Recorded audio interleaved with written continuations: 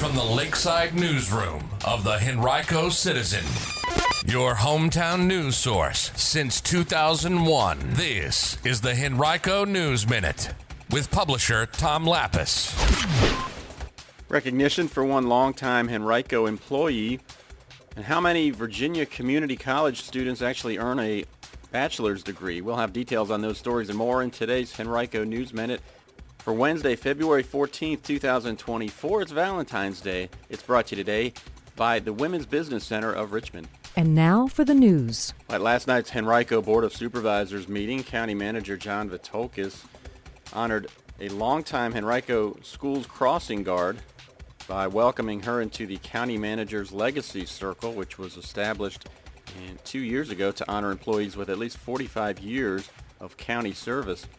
Denise Dusing is the 16th member of that group. She's worked as a crossing guard since February of 1979 at Chamberlain Elementary School. Dusing was born in France. Her family evacuated in 1940 after their town was bombed during World War II. She and her husband have 7 children. Also last night, supervisors heard an update about the ongoing progress to restore Woodland Cemetery, a cemetery established in 1917 for the interment of black residents. It's the final resting spot for about 30,000 people.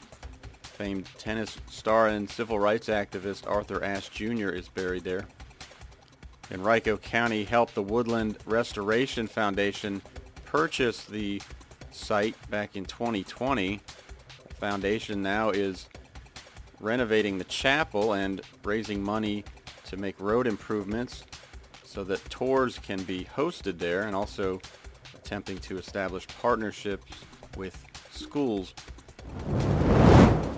Well, data from the Community College Research Center found that only about 19% of community college students in Virginia will transfer to a 4-year school and earn a bachelor's degree within 6 years.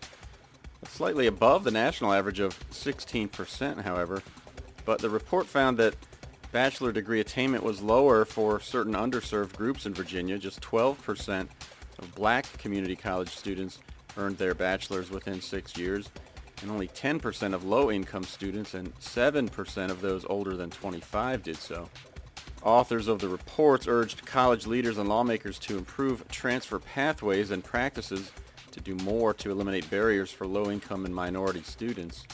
Overall, in Virginia, 40% of community college students transfer to a 4-year college, and those who transfer to public colleges, about 86% stay enrolled for the next 2 years, but less than half of transfers will end up completing their bachelor's in 4 to 6 years.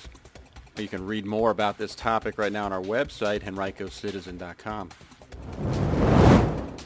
State lawmakers did not advance legislation this year that aimed to slow rising rent prices in Virginia, although affordable housing remains a big concern for many in the state. 2 bills that were proposed would have allowed localities to adopt anti-rent gouging provisions, prevent landlords from increasing rent without at least a 2-month notice, and set an annual allowance between 7 and 15% for rent increases. Both bills were introduced by Democrats. One was killed in committee, another was continued to next year. Committee members raised concerns about potential problems and wanted to see some research, possibly from the Virginia Housing Commission. One member suggested a possible pilot program.